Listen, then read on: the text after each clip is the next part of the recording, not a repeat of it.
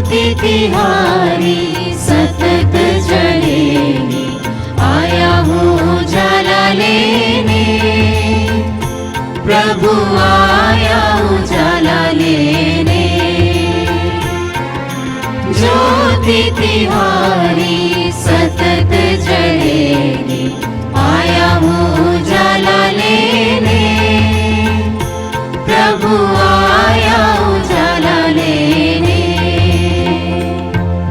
चारों दिशाएं नजर न आए, चारों दिशाएं नजर न आए, इतना अंधेरा जीवन में, कितनी चमक तेरे दर्शन में।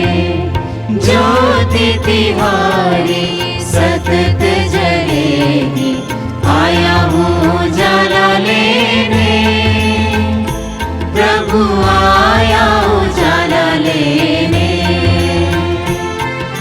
ज्योति तिहारी सतत जलेगी, आया हूँ उजाला लेने, प्रभु आया उजाला लेने, प्रभु आया उजाला लेने, प्रभु आया उजाला लेने। पिता और पुत्र और पवित्र आत्मा के नाम पर आमीन। हमारे प्रभु यीशु ख्रिस्त की कृपा, ईश्वर का प्रेम तथा पवित्र आत्मा का साहचर्य आप सबों को प्राप्त हो और आपको भी। प्रिय भाइयों बहनों, आज चालीसा काल का दूसरा रविवार है और यह चालीसा काल हम सबों के लिए कृपा और अनुग्रह का समय है। इस चालीसा काल में हम विशेषकर प्रार्थना, त्याग, तपस्या और पश्चाताप करते हुए एक दूसरे के साथ और पिता ईश्वर के साथ अपना रिश्ता मजबूत बनाते हैं। पश्चाताप और पाप क्षमा के द्वारा हम प्रभु यीशु के दुखभोग, मरण और पुनरुत्थान में सहभागी होने के लिए तैयारी करते हैं। तो आइए हम सब अपने पापों को याद करते हुए प्रायश्चित करें और पिता परमेश्वर से क्षमा मांगे, ताकि हम सब इस पूजा बलिदान में योग्य रीति से भाग लेते हुए प्रभु की आशीष और कृपा को प्राप्त कर सकें।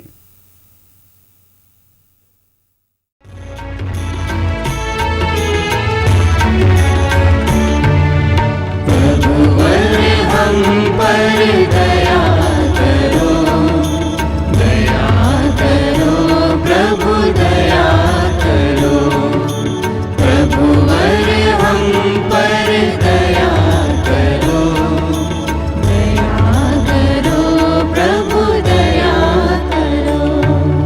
हम हैं पापी द्वार खड़े, दूर कर दो पाप हमारे।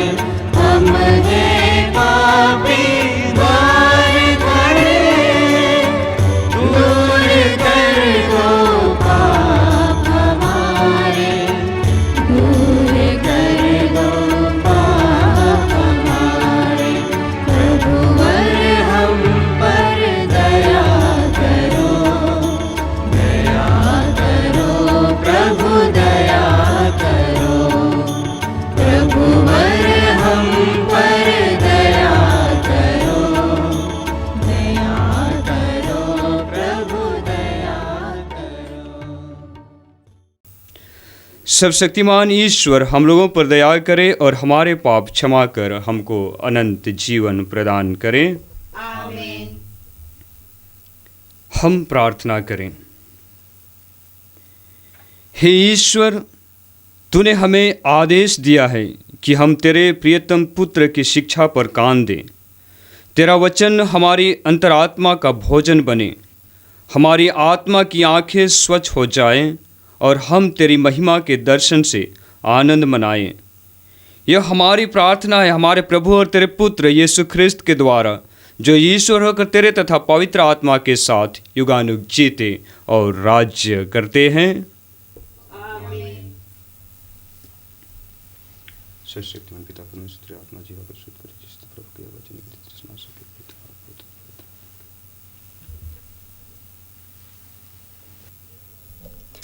40 का दूसरा एतवार। पहला पाठ उत्पत्ति ग्रंथ अध्याय 22 पद संख्या 1 से 2, 9, 13 से 18 तक। आज का मूल वाक्य है हमारे पूर्वज इब्राहिम का बलिदान। ईश्वर ने इब्राहिम की परीक्षा ली। उसने उससे कहा, इब्राहिम इब्राहिम, और उसने उत्तर दिया, मैं प्रस्तुत हूँ। ईश्वर ने कहा, अपने पुत्र को, अपने इकलौते को, परम प्रिय इसहाक को साथ ले जाकर मौर्य प्रदेश चले जाओ। वहाँ जिस पहाड़ पर मैं तुम्हें बताऊँगा, तुम उसे बलि चढ़ा दोगे। जब वे उस जगह पहुँचे जिसे ईश्वर ने बताया था, तो इब्राहिम ने अपने पुत्र को बलि चढ़ाने के लिए हाथ उठाकर छुरा उठा लिया। किंतु प्रभु का दूत स्वर्ग से उसे पुकार कर बोला, इब्राहिम इब्राहिम, और उसने उत्तर दिया, मैं प्रस्तुत हूँ। दूत ने कहा, बालक पर हाथ नहीं डालना, उसे कोई हानि नहीं पहुँचाना। अब मैं जान गया कि तुम ईश्वर पर श्रद्धा रखते हो।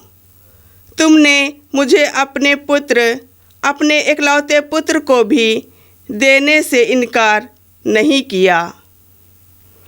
इब्राहिम ने आंखें ऊपर उठाई और सींगों में झाड़ी में फंसे हुए मेढ़े को देखा।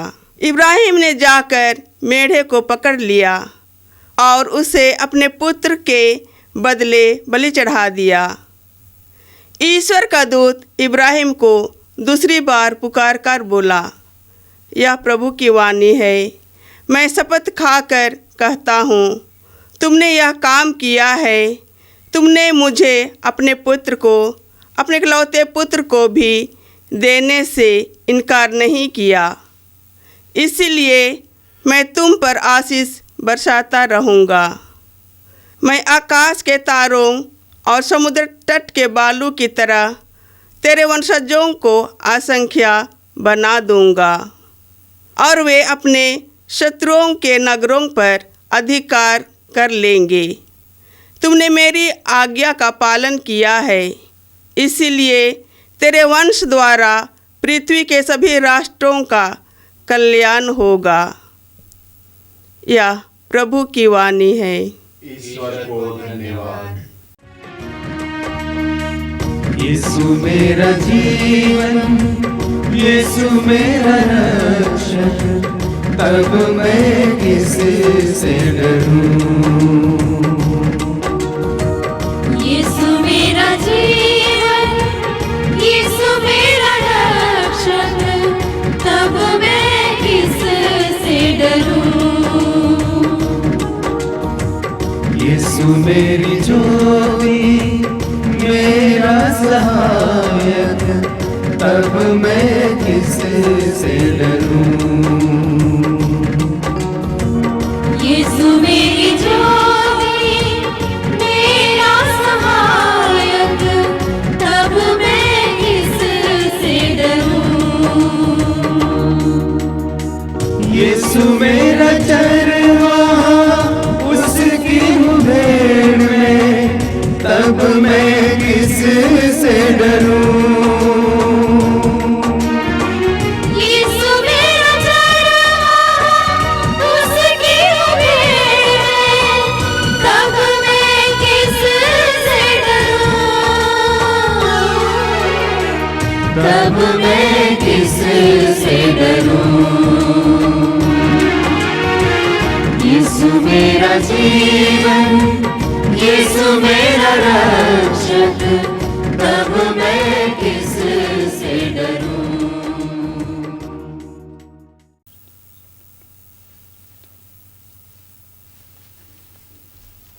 दूसरा पाठ रोमियों के नाम संत पौलुस का पत्र, अध्याय 8, वचन संख्याएं 31 से 34 तक। भाइयों, यदि ईश्वर हमारे साथ है तो कौन हमारे विरुद्ध होगा। उसने अपने निजी पुत्र को भी नहीं बचा रखा, उसने हम सबों के लिए उसे समर्पित कर दिया, तो इतना देने के बाद क्या वह हमें सब कुछ नहीं देगा। ईश्वर ने जिन्हें चुन लिया है उन पर कौन अभियोग लगा सकेगा। ईश्वर ने जिन्हें दोष मुक्त कर दिया है उन्हें कौन दोषी ठहराएगा। क्या यीशु मसीह ऐसा करेंगे? वह तो मर गए, बल्कि जी उठे और ईश्वर के दाहिने विराजमान होकर हमारे लिए प्रार्थना करते रहते हैं। यह प्रभु की वाणी है। ईश्वर को धन्यवाद। प्रभु आप लोगों के साथ हो। और आपके साथ भी। संत मार्कुस के अनुसार पवित्र सुसमाचार। प्रभु की जय। अध्याय 9 पद संख्याएं 2 से 10 तक। यीशु ने पेतरुस, याकूब और योहन को अपने साथ ले लिया और वह उन्हें एक ऊंचे पहाड़ पर एकांत में ले चले। उनके सामने ही यीशु का रूपांतरण हो गया। उनके वस्त्र ऐसे चमकीले और उजले हो गए कि दुनिया का कोई धोबी उन्हें इतना उजला नहीं कर सकता। शिष्यों को एलियस और मूसा दिखाई दिए। वे यीशु के साथ बातचीत कर रहे थे। उस समय पेतरुस ने यीशु से कहा, गुरुवर, यहाँ होना हमारे लिए कितना अच्छा है। हम 3 तंबू खड़ा कर दें, एक आपके लिए, एक मूसा और एक एलियस के लिए। उसकी समझ में नहीं आ रहा था कि वह क्या कहे, क्योंकि वे सब बहुत ही डर गए थे। तब एक बादल आकर उन पर छा गया और उस बादल में से यह वाणी सुनाई दी, यह मेरा प्रिय पुत्र है, इसकी सुनो। इसके तुरंत बाद जब शिष्य अपने चारों ओर दृष्टि दौड़ाने लगे तो उन्हें यीशु के सिवा और कोई नहीं दिखाई दिया। यीशु ने पहाड़ पर से उतरते समय उन्हें आदेश दिया कि जब तक मानव पुत्र मृतकों में से ना जी उठे, तब तक तुम लोगों ने जो देखा है इसकी चर्चा किसी से भी नहीं करना। उन्होंने यीशु की यह बात मान ली, परंतु वे आपस में विचार विमर्श करते थे कि मृतकों में से जी उठने का क्या अर्थ हो सकता है। यह प्रभु का सुसमाचार है। क्रिस्त प्रभु की जय। विश्वास के अभाव में कोई ईश्वर का कृपा पात्र नहीं हो सकता। ख्रिस्त में मेरे प्यारे भाइयों बहनों, चालीसी के इस दूसरे रविवार को और आज के पाठ के द्वारा पिता परमेश्वर हम सबों से यही कहते हैं और बताते हैं कि यह मेरा परम प्रिय पुत्र है, इसकी सुनो। अर्थात ईश्वर हम सबों को प्रभु के वचन को सुनने के लिए, प्रभु की वाणी को सुनने के लिए आह्वान कर रहे हैं, हम सबों को बुला रहे हैं। और आज के पहले पाठ में हम सबों ने यही सुना कि पिता परमेश्वर किस तरह से इब्राहिम की परीक्षा ली। उत्पत्ति ग्रंथ अध्याय 12 पद संख्याएं 1 से 2 में हम पढ़ते हैं, जहां ईश्वर ने इब्राहिम से प्रतिज्ञा की थी, अपना देश, अपना कुटुंब और अपने पिता का घर छोड़ दो और उस देश जाओ जिसे मैं तुम्हें दिखाऊंगा। मैं तुम्हारे द्वारा एक महान राष्ट्र उत्पन्न करूँगा, तुम्हें आशीर्वाद दूंगा और तुम्हारा नाम इतना महान बनाऊंगा कि वह कल्याण का स्रोत बन जाएगा। और उत्पत्ति ग्रंथ अध्याय 13 पद संख्या 16 में हम पढ़ते हैं, जहाँ ईश्वर इब्राहिम से कहते हैं, मैं तुम्हारे वंशजों को पृथ्वी की धूल की तरह असंख्य बना दूंगा। पृथ्वी के धूलि कण भले ही कोई गिन सके, किंतु तुम्हारे वंशजों की गिनती कोई नहीं कर पाएगा।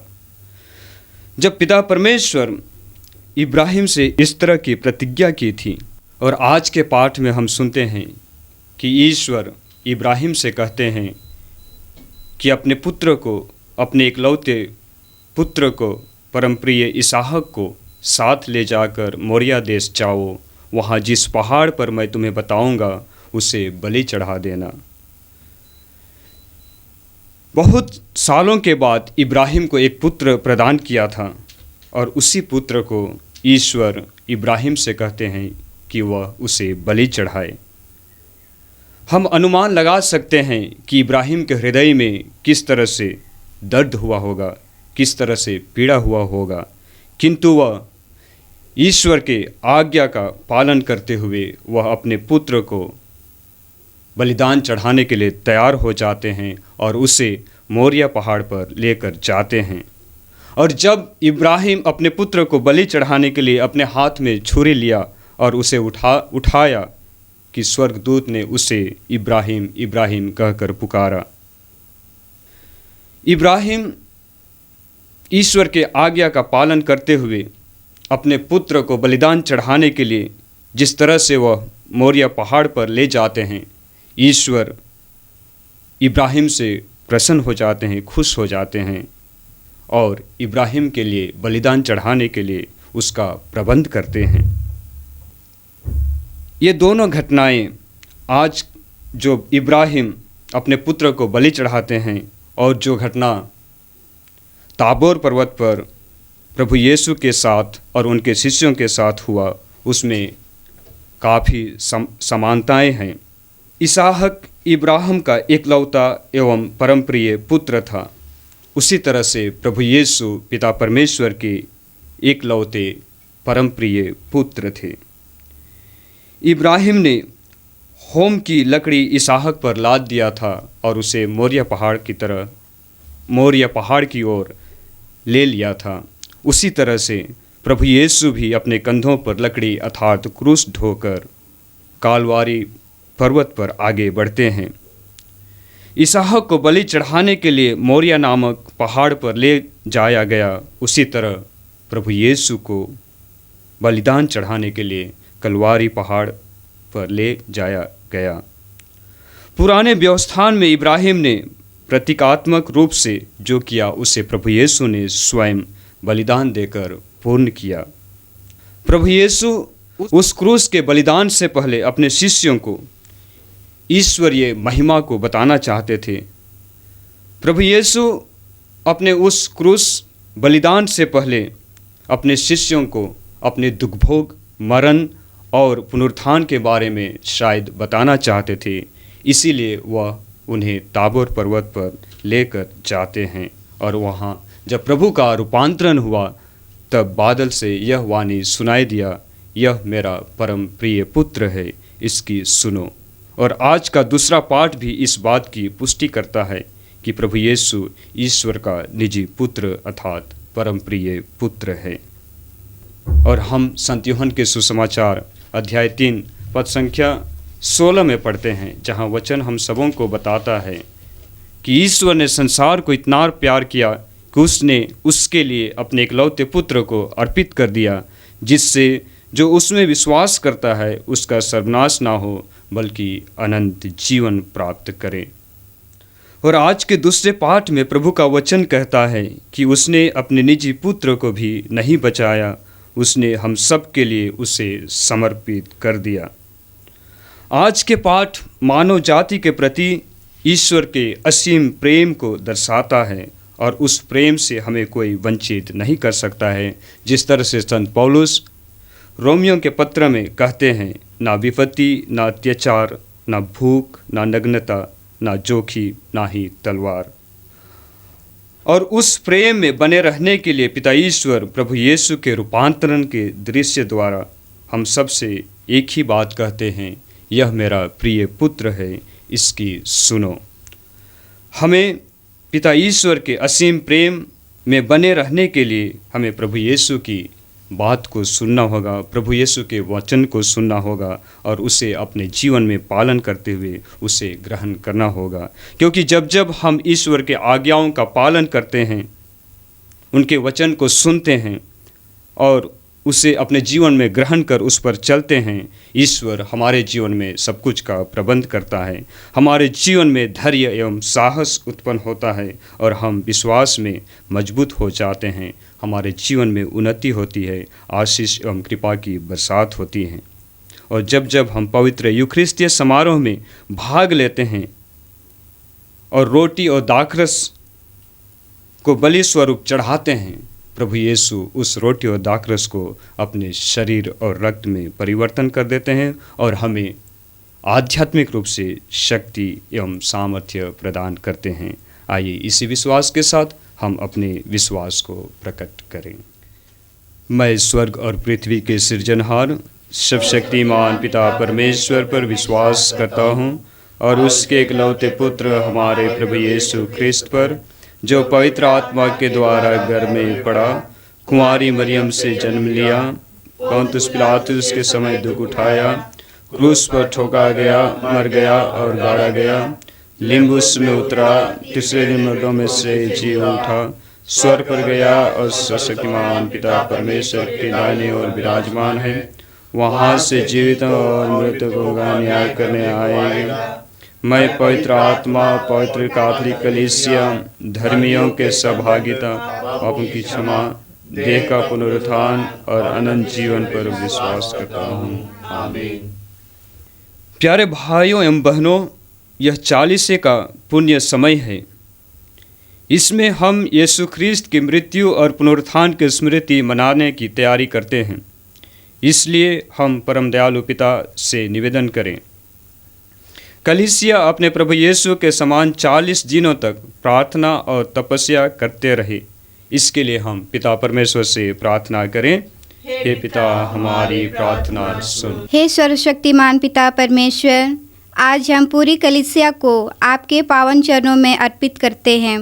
विशेषकर कलीसिया के अगुआ संत पिता फ्रांसिस, सभी कार्डिनल्स, धर्माध्यक्षों, पुरोहितों एवं धर्म बहनों को तू अपनी विवेक एवं ज्ञान प्रदान कर, ताकि वे आपकी आत्मा द्वारा प्रेरित होकर सभी ख्रिस्त विश्वासियों को इस 40 काल में पवित्र तथा धार्मिक जीवन जीने के लिए उत्साहित कर सके। इसके लिए हम प्रार्थना करें। हे पिता, हमारी प्रार्थना सुन। हे पिता परमेश्वर, आज हम बीमार से पीड़ित सभी लोगों को याद करते हैं कि तू उन्हें अपनी चंगाई भरे हाथों से स्पर्श कर, ताकि वे अपनी बीमारी से छुटकारा प्राप्त कर अपने विश्वास में सुदृढ़ बने रहे। इसके लिए हम प्रार्थना करें। हे पिता, हमारी प्रार्थना सुन। हे ईश्वर, तू अत्यंत दयालु और प्रेमीमय है। आज तू सभी बेरोजगार एवं लाचार लोगों पर कृपा दृष्टि कर और उन्हें अपने योग्यता के अनुसार रोजगार प्रदान कर, ताकि वे अपने जीवन में आपकी महिमा देख सके। इसके लिए हम प्रार्थना करें। हे पिता, हमारी प्रार्थना सुन। हे प्रभु, सभी किसान भाई बहनों को याद करते हैं जो दिन रात कठिन परिश्रम कर अपनी जीविका के लिए रोजी रोटी प्रबंध करते हैं। उन पर तू अपनी आशीष वर्षा एवं समय से अच्छी बारिश एवं मौसम प्रदान कर। इसके लिए हम प्रार्थना करें। हे पिता, हमारी प्रार्थना सुन। हे ईश्वर, आज हम विशेष रूप से इस मिस्सा बलिदान में उपस्थित और इस मिस्सा बलिदान में भाग लेने वाले सभी विश्वासियों के लिए प्रार्थना करते हैं। तो उन्हें अपनी अनंत शांति प्रदान कर एवं उनके सभी निवेदन एवं मनोकामनाएं पूरी कर। इसके लिए हम प्रार्थना करें। हे पिता, हमारी प्रार्थना सुन। हे ईश्वर, अपने विश्वासियों की याचनाएं सुन। तो अपनी अपार शक्ति के द्वारा हमें सब बुराइयों से बचा, कि हम तेरे पुत्र यीशु ख्रिस्त के विश्वस्त अनुयायी बन सकें, उन्हीं हमारे प्रभु ख्रिस्त के द्वारा। आमीन। तन मन धन सब अर्पित है तब चरणों में प्रभु, जीवन अपना लाए हैं ग्रहण करो हे प्रभु। तन मन धन सब अर्पित है तब चरणों में प्रभु, जीवन अपना लाए हैं ग्रहण करो हे प्रभु। दास रोटी की भेंट चढ़ाते हैं, यीशु मसीह के संग हर्षित आते हैं। ग्रहण करो प्रभु हम सब जन को इन उपहारों के संग, ग्रहण करो प्रभु हम सब जन को इन उपहारों के संग। तन मन धन सब अर्पित है तब चरणों में प्रभु, जीवन अपना लाए हैं ग्रहण करो हे प्रभु। ग्रहण करो हे प्रभु, ग्रहण करो हे प्रभु। भाई और बहनों, प्रार्थना कीजिए कि सर्वशक्तिमान पिता परमेश्वर मेरा और आप लोगों का यह बलिदान ग्रहण करें। प्रभु अपने नाम की स्तुति तथा महिमा के लिए और हमारे पिता अपने समर्पित कलीसिया के लाभ के लिए आपके हाथों से बलिदान ग्रहण करें। हे पिता, यह बलि हमारे अपराधों की क्षमा दिलाए और पास्का पर्व मनाने के लिए तेरे विश्वासियों के तन मन पवित्र कर दे। यह प्रार्थना सुन हमारे प्रभु ख्रिस्त के द्वारा। आमीन। प्रभु आप लोगों के साथ हो। और आपके साथ भी। प्रभु में मन लगाइए। हम प्रभु में मन लगाए हुए हैं। हम अपने प्रभु परमेश्वर को धन्यवाद दे। यह उचित और आवश्यक है। हे पूज्य पिता, यह परम उचित है, हमारा कर्तव्य तथा कल्याण है कि हम सदा और सर्वत्र अपने प्रभु ख्रिस्त के द्वारा तुझे धन्यवाद दें। इन्होंने अपने शिष्यों से अपनी मृत्यु की आगमवाणी की और पवित्र पर्वत पर उन्हें अपने प्रताप की झलक दिखाई। इस भांति प्रभु यीशु ने स्पष्ट कर दिया कि दुखभोग के द्वारा ही पुनरुत्थान की महिमा प्राप्त होती है। इस सच्चाई की साक्ष्य संहिता और नबी भी देते हैं। इस कारण हम स्वर्गदूतों के साथ पृथ्वी पर तेरा गुणगान करते हुए निरंतर एक स्वर से गाते हैं। पवित्र पवित्र पवित्र प्रभु विश्वमंडल के परमेश्वर, स्वर्ग और पृथ्वी तेरी महिमा से परिपूर्ण है। स्वर्ग में प्रभु की जय। धन्य है जो प्रभु के नाम पर आते हैं। स्वर्ग में प्रभु की जय। हे परमपिता, तू वास्तव में पवित्र है, सारी पवित्रता का स्रोत है। हम तुझसे निवेदन करते हैं तो ये उपहार अपने आत्मा के संस्पर्श से पवित्र कर दे कि हमारे प्रभु यीशु ख्रिस्त का शरीर तथा रक्त बन जाए। जिस रात को यीशु स्वेच्छा से मृत्यु के लिए सौंपे गए, उन्होंने रोटी ली, तुझे धन्यवाद दिया और रोटी तोड़कर उसे अपने शिष्यों को देते हुए कहा, तुम सब इसे लो और खाओ, यह मेरा शरीर है जो तुम्हारे लिए बलि चढ़ाया जाएगा।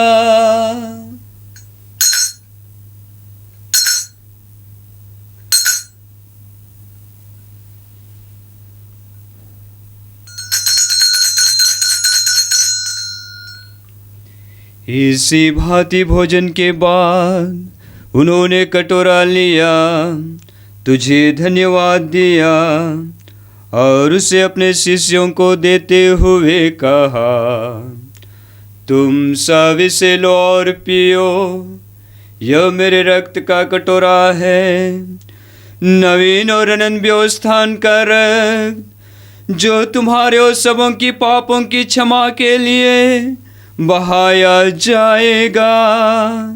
तुम मेरी स्मृति में यह किया करो।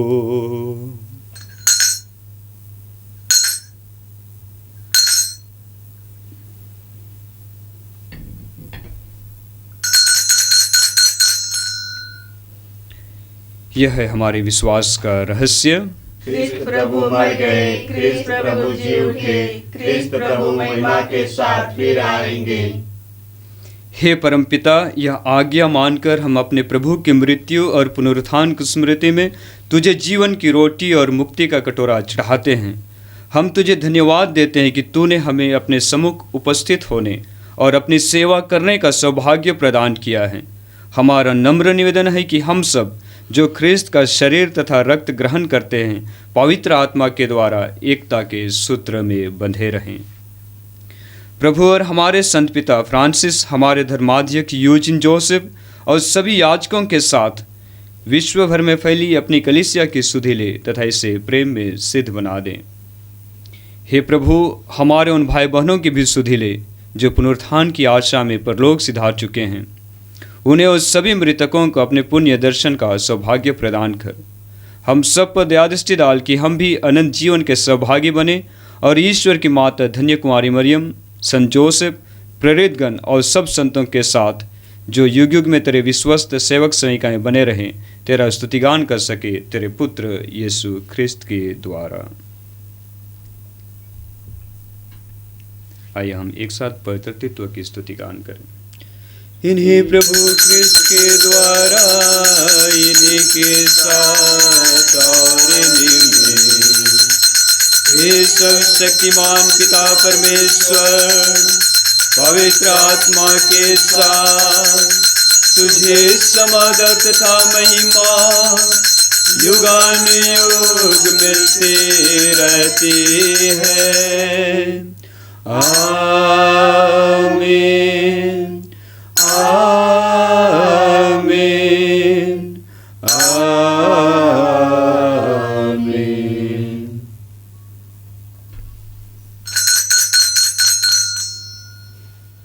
हम सब मिलकर पिता परमेश्वर से प्रार्थना करें जैसे प्रभु यीशु ने हमें सिखाया है।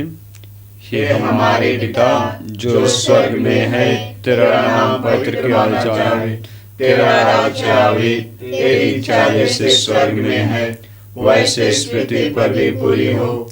हमारा प्रतिदिन का आहार आज हमें दे, और हमारे अपराध हमें क्षमा कर जैसे हम अपने अपराधियों को क्षमा करते हैं, और हमें परीक्षा में न डाल परंतु बुराई से बचा।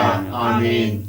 हे प्रभु, हम तुझसे प्रार्थना करते हैं, सभी बुराइयों से हमें बचा और इस जीवन में हमें कृपा पूर्वक शांति प्रदान कर। हम तेरी दया से सदा पाप से दूर और हर विपत्ति से सुरक्षित रहें और उस दिन की प्रतीक्षा करते रहें जब हमारे मुक्तिदाता यीशु ख्रिस्त फिर प्रकट होकर हमारी मंगलमय आशा पूरी करेंगे। क्योंकि तेरा राज्य, तेरा सामर्थ्य और तेरी महिमा अनंत काल तक बनी रहती है। हे प्रभु यीशु ख्रिस्त, तूने अपने प्रेरितों से कहा है, मैं तुम्हारे लिए शांति छोड़ जाता हूँ, अपनी शांति तुम्हें प्रदान करता हूँ। तो हमारे पापों पर नहीं, अपनी कलीसिया के विश्वास पर दृष्टि डाल और उसे शांति तथा एकता प्रदान कर, तू जो युगानुग जीता और राज्य करता है। आमीन। प्रभु की शांति सदा आप लोगों के साथ रहे और आपके साथ भी। आइए हम परस्पर प्रेम भाव रखें। हे ईश्वर के मेमने जो संसार के पाप हर लेता है, हम पर दया कर। हे ईश्वर के मेमने जो संसार के पाप हर लेता है, हम पर दया कर। हे ईश्वर के मेमने जो संसार के पाप हर लेता है, हमें शांति प्रदान कर। देखिए ईश्वर का मेमना जो संसार के पाप हर लेता है। धन्य है हम सब जो प्रभु के इस पवित्र भोज में बुलाए गए हैं। हे प्रभु, मैं इस योग्य नहीं हूँ कि आप मेरे यहाँ आवे, किंतु एक शब्द कह दे और मेरी आत्मा चंगी हो जाएगी।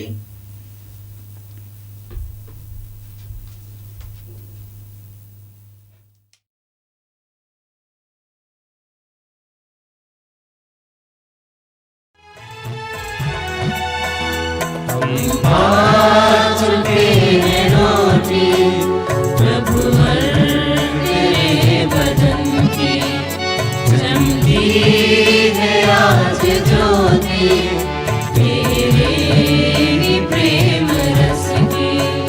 हम पा चुके हैं रोटी प्रभु और तेरे बदन की चमकी है आज ज्योति तेरे ही प्रेम रस की।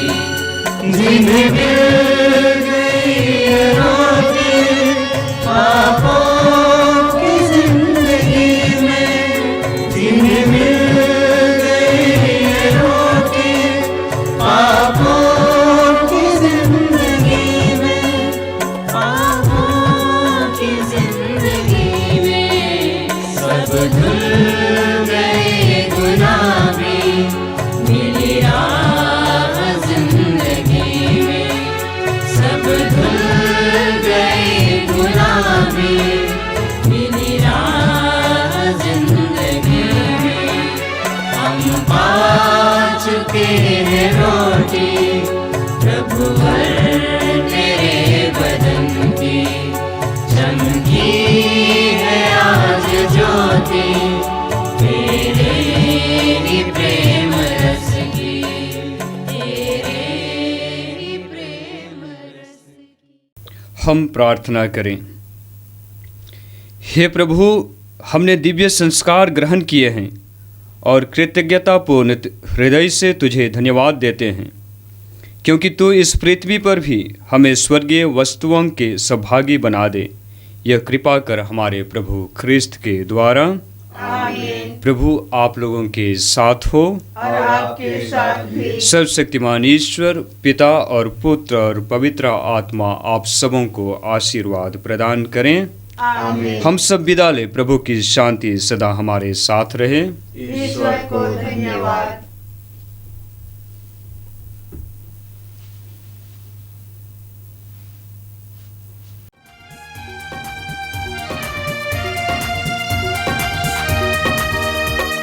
दिल भरा आभार से साथ तुम्हारा पाके, कहे तो कैसे कहे प्रभु तुमको धन्यवाद, तुमको धन्यवाद।